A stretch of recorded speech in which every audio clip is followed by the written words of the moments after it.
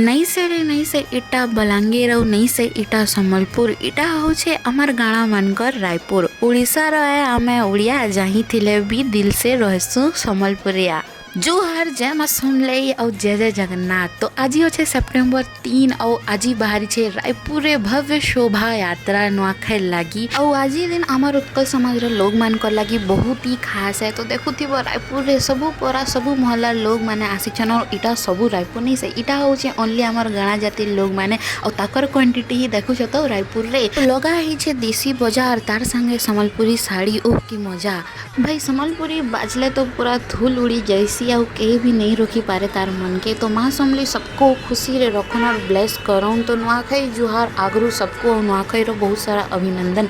नुआखाई लगी तमे काଣା काଣା कल कमेंट रे जरूर बताबो। जय माँ समली जय जगन्नाथ।